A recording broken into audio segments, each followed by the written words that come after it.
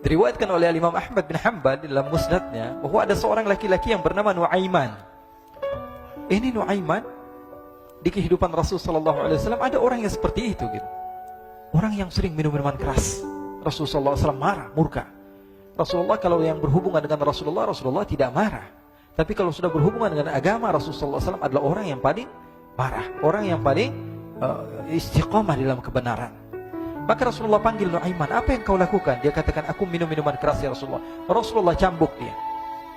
Kemudian dia bertobat kepada Allah. Kemudian ketahuan lagi minum.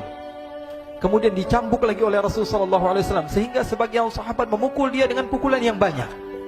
Sehingga apa yang berlaku? Sebagian sahabat mengatakan, la'natullahi ala Nuaiman. Semoga Allah melaknat Nuaiman. Dia mempermainkan Rasulullah. Dia bilang sudah mau taubat tapi minum lagi. Dia bilang sudah mau taubat tapi minum lagi. Maka Rasulullah SAW mengatakan, la tal'anuh fa innahu yuhibbullah wa rasulah. Kata Rasulullah, jangan kamu laknat Nuaiman, karena dia itu cinta sama Allah, cinta sama Rasulnya. Dalam riwayat dia dicintai Allah dan dicintai oleh Rasulnya Muhammad sallallahu alaihi wasallam. Ibn Majah menceritakan bahwa Nuaiman ini pernah suatu waktu diajak oleh Sayyidina Abu Bakar pergi ke negeri Syam. Negeri Syam itu di mana? Seperti yang diceritakan tadi, antara daerah Suria, Lebanon, Yordania, kemudian Palestina. Daerah seperti itu. Umumnya orang Quraisy pada masa itu mereka memiliki rihlah berdagang, membeli dagangan ke Syam, kemudian dijual lagi di kota Makkah. Ketika itu Rasulullah SAW didatangi Abu Bakar. Sayyidina Abu Bakar mengatakan kepada Rasulullah, ya Rasulullah, saya mau izin ya Rasulullah. Mau apa? Saya mau ajak dua sahabat kamu ini ikut berdagang ya Rasulullah. Siapa kata Rasul? Nuaiman. Kata Rasulullah SAW, Nuaiman kamu mau ajak? Mau ngapain? Biar seru-seruan aja ya Rasulullah. Kata Rasulullah, ya sudah, saya izinkan kamu bawa Nuaiman. Ketika itu Sayyidina Abu Bakar membawa Nuaiman sama satu sahabat namanya Suwaibid ibn Harmalah. Siapa namanya? Suwaibid ibn Harmalah. Ini sahabat Rasulullah SAW yang memiliki sifat yang berbeda-beda. Kalau Nuaiman ini aneh. Pernah Rasulullah SAW dibawain makanan banyak, dikasih Rasulullah, dikasih sahabat semua. Semuanya sudah makan, tiba-tiba si Nuaiman ini, sahabat Nabi Nuaiman mengatakan kepada Rasulullah, ya Rasulullah, ini yang penjualnya, tolong engkau yang bayar ya Rasulullah. Makanan udah habis. Makanan udah habis, Rasulullah SAW bingung, saya yang bayar. Akhirnya Rasulullah katakan kepada sahabat, ayo keluarkan uang, kita patungan, kita bayar. Rasulullah aja dimainin, apalagi kita orang. Sallu ala Nabi Muhammad. Nuaiman diajak Sayyidina Abu Bakar. Kata Rasulullah SAW, benar kamu mau ajak Nuaiman? Iya ya Rasulullah. Diajaklah. Diceritakan dalam riwayat Ibn Majah. Diceritakan juga dalam Siyar A'lam An-Nubala. Diceritakan juga dalam Musnadnya Imam Ahmad bin Hanbal. Dalam riwayat Imam Ahmad bin Hanbal. Maka diceritakan Nuaiman diajak oleh Sayyidina Abu Bakar. Sesampainya di negeri Syam, semua dibagi tugas. Fulan bin Fulan kerjaannya ini, Fulan bin Fulan kerjaannya ini. Semua memiliki kerjaan. Nuaiman tanya, wahai Abu Bakar, kerjaannya saya apa wahai Abu Bakar? Kata Sayyidina Abu Bakar, kamu mau ngapain terserah kamu wahai Nuaiman. Yang penting kamu ikut saya kan. Kemudian satu di antara mereka namanya Suwaibid ibn Harmalah. Ditanya oleh Sayyidina Abu Bakar, wahai Suwaibid, kamu mau kerjaan apa? Kata Suwaibid, terserah kamu wahai Abu Bakar. Kata Sayyidina Abu Bakar, kamu menjaga makanan, karena saya tahu kamu ini adalah orang yang senantiasa menjaga amanah. Suwaibid ini kalau disuruh maju dia maju, disuruh mundur dia mundur, disuruh ke kanan dia ke kanan, disuruh ke kiri dia ke kiri. Orang yang ikut aja. Kalau Nuaiman beda, disuruh maju dia ke belakang, kasih sen kanan ke kiri belok. Nuaiman itu orang yang berbeda. Maka Suwaibid mendapatkan tugas, semua mendapatkan tugas kecuali Nuaiman. Sehingga ikhwani, apa yang berlaku, apa yang terjadi? Sayyidina Abu Bakar pergi sibuk dengan kesibukannya, sehingga datanglah waktu siang. Nuaiman sudah lapar. Nuaiman cari makanan. Dia nggak punya uang, diajak Sayyidina Abu Bakar tapi tidak diberikan uang.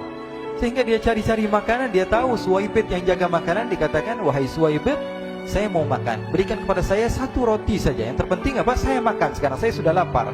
Kata Suwaibid, ya Allah Nuaiman, kita tunggu Abu Bakar saja sehingga dia datang, karena ini amanat. Amanat dari Abu Bakar, saya tidak boleh berikan kepada siapapun kecuali atas izin Abu Bakar. Kata Nuaiman, kasih saya makanan, kalau tidak saya bikin masalah sama kamu. Merah wajahnya Suwaibid, karena dia tahu, jangankan saya, Rasulullah jadi mainin. Bingung, apa yang harus saya lakukan? Akhirnya Nuaiman bilang, gampangannya aja, kata Nuaiman, kamu kasih saya makanan, atau kalau tidak saya bikin masalah sama kamu. Bingung Suhaib, pikir panjang. Setelah itu dia katakan, ya sudah Nuaiman, saya tetap mau jaga amanah Abu Bakar, karena saya takut ini adalah perintahnya Allah, perintahnya Rasulullah SAW, dan perintah daripada Abu Bakar, sahabatnya Nabi. Kata Nuaiman, kalau memang begitu kamu maunya, ya sudah, berarti kamu ngajakin berantem sama saya. Nuaiman pergi ke pasar. Dia cari-cari tempat penjualan hamba sahaya. Dia lihat-lihat beberapa hamba sahaya. Ini berapa harganya? Ini katanya 10 qalanis. Ini berapa? Ini harganya, hitungan orang zaman dahulu. Kita sih hitung seperti dirham, berapa ratus dirham gitu. 200 dirham. Yang ini berapa? 300 dirham. Yang ini berapa harga hamba sahaya? 300 dirham. Harganya antara 300, 200 sampai 100. Kemudian Nuaiman mengatakan kepada penjual hamba sahaya tersebut, saya punya juga hamba sahaya, tapi saya jual cuma 20 dirham saja, murah. Katanya, apa benar ada hamba saya harganya segitu? Iya, karena dia punya aib, ada kekurangan. Apa? Nanti kalau kalian tangkap, dia bakalan teriak, saya ini bukan hamba sahaya, tapi orang merdeka. Akhirnya semua orang berkumpul mau beli. Ini Nuaiman sama Nuaiman diajak ke Suhaib bin Harmalah tadi. Kata Nuaiman, itu ada orang yang berdiri sedang menjaga makanan, itu hamba sahaya saya, tangkap saja. Oh baik. Diberikan uang 20 dirham, dimasukkan oleh Nuaiman ke kantongnya. Kemudian Suhaib ditangkap. Ketika ditangkap, Suhaib teriak, saya bukan hamba saya orang merdeka. Maka orang-orang tersebut mengatakan, saya sudah tahu kekurangan kamu. Ini memang kekurangan kamu, memang kamu, tapi saya tidak perlu dengan bacot kamu, yang penting kerjanya kamu gitu. Ya kan hamba saya untuk apa? Untuk kerja. Mau dia ngomong apa, mau ngomel, terserah, yang penting dia mau kerja. Akhirnya ditangkaplah Suhaib dan dijual di pasar. Nuaiman punya uang banyak ini. Dia beli makanan, dia beli minuman, dia beli hadiah buat Rasulullah. Dia beli macam-macam di negeri Syam ini. Waktu itu adalah superpower, adidaya, Romawi. Pada masa itu semua barang mahal. Tapi Nuaiman banyak uangnya. Dia belanja ini, belanja itu. Sehingga Sayyidina Abu Bakar pun pulang. Ketika Sayyidina Abu Bakar pulang, Sayyidina Abu Bakar cari, mana ini Suhaib? Kita semua sudah lapar. Kata Nuaiman dengan mudahnya dia mengatakan, sudah saya jual wahai Abu Bakar. Maka Sayyidina Abu Bakar bertanya, apa yang kau lakukan wahai Nuaiman? Diceritakan oleh Nuaiman dengan jujur. Nuaiman ini orangnya apa adanya, tapi nyusahin. Saya jual. Akhirnya dibawa oleh Nuaiman, Sayyidina Abu Bakar pergi ke mana?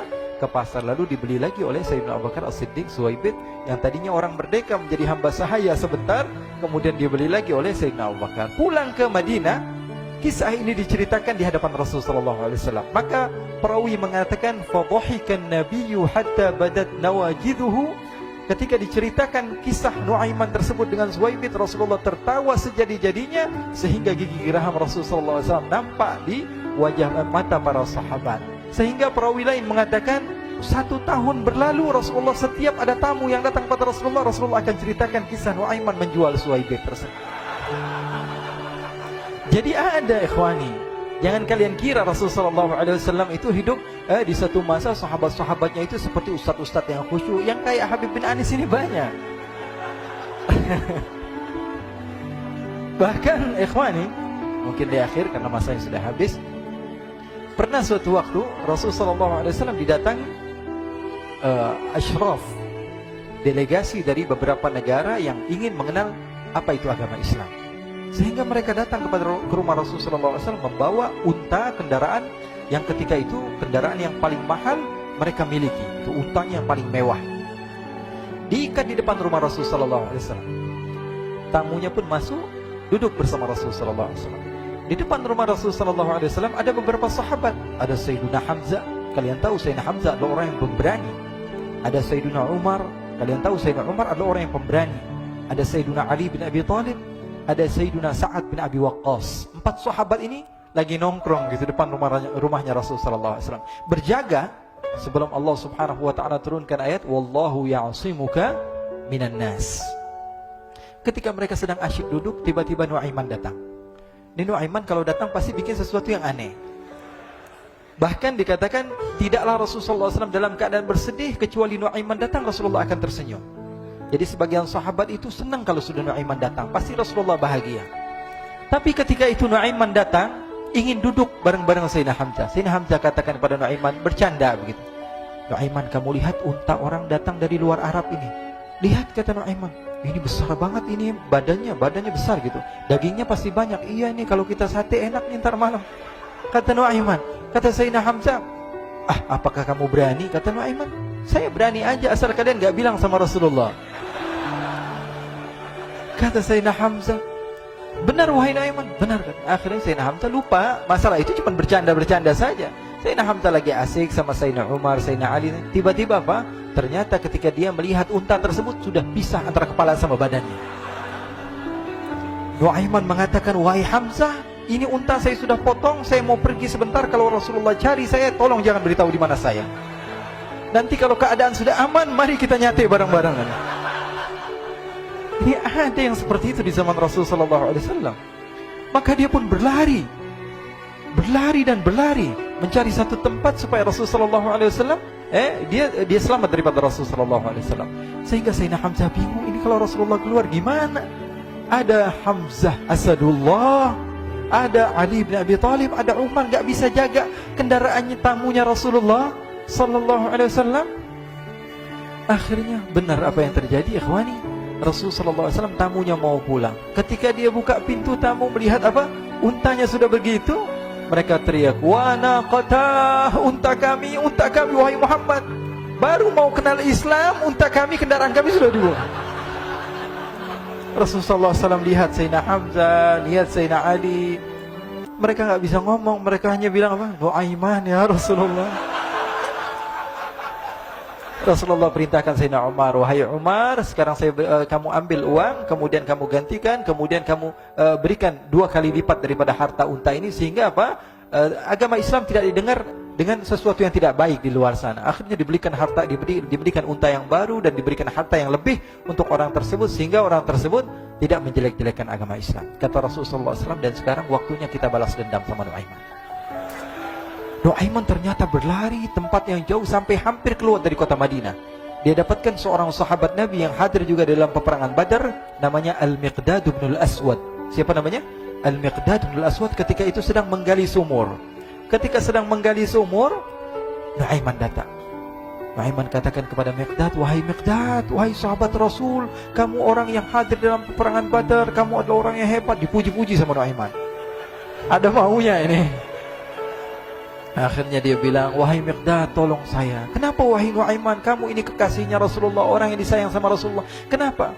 Saya ini sedang dikejar-kejar orang jahat. Tolong selamatkan saya. Saya pengen masuk ke dalam sumur, boleh atau tidak? Kata Miqdad, siapa yang mengejar kamu? Pokoknya saya dikejar sama orang-orang. Kamu mau atau tidak selamatkan saya? Ya sudah, selagi kamu itu adalah sahabat Nabi, silahkan kamu masuk. Masuk akhirnya Nuaiman ke dalam sumur tersebut. Lalu Nuaiman mengatakan, wahai Miqdad, dia keluar lagi. Nanti kalau ada yang cari saya, tolong jangan beritahu saya di dalam sumur ya. Kata Miqdad, baiklah. Kata Nuaiman, siapapun yang bertanya tentang saya, kamu tidak akan kasih tahu. Iya, kata. Walaupun Rasulullah yang tanya saya. Katanya, enggak mungkin Rasulullah datang ke tempat sejauh ini. Iya, walaupun Rasulullah. Akhirnya masuk Nuaiman. Setelah beberapa menit Rasulullah dan rombongan benar datang. Miqdad bingung ini. Ini kenapa Rasulullah datang ke RW kami ini? Ada apa yang Rasulullah sampai sejauh ini? Ditanya, ya Rasulullah, ada apa ya Rasulullah? Kata Rasulullah, saya cari Nuaiman. Di mana Nuaiman? Innalillah, kata Miqdad. Enggak dijawab ini Rasulullah. Kalau dijawab saya ingkar janji. Akhirnya apa dia katakan? Wahai Rasulullah, mata saya tidak memandang kepada Nuaiman, tapi tangannya nunjuk ke dalam sumur. Sahabat.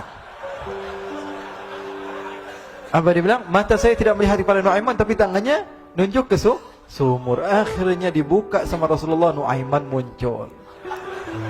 Kata Rasulullah, Nuaiman, kamu bikin malu saya, wahai Nuaiman. Ya Rasulullah, yang bersalah bukan saya, tapi orang yang mencari saya bersama kamu, ya Rasulullah.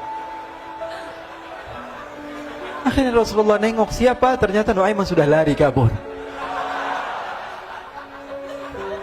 Sallu ala Nabi Muhammad. Kisah-kisah seperti ini sebenarnya banyak sekali, ya. Ini menunjukkan kepada kita bahwa kehidupan Rasulullah itu begitu indah. Rasulullah SAW, kalau kamu mau menjadi orang yang baik, contoh Rasulullah. Mau menjadi bapak yang baik, contoh Rasulullah. Mau menjadi pemimpin peperangan yang baik, Rasulullah. Mau menjadi murid yang terbaik, contoh Rasulullah. Bagaimana akhlak Rasulullah. Mau menjadi suami yang baik, contoh Rasulullah. Dalam segala hal, apapun itu Rasulullah SAW adalah makhluk yang paling terbaik.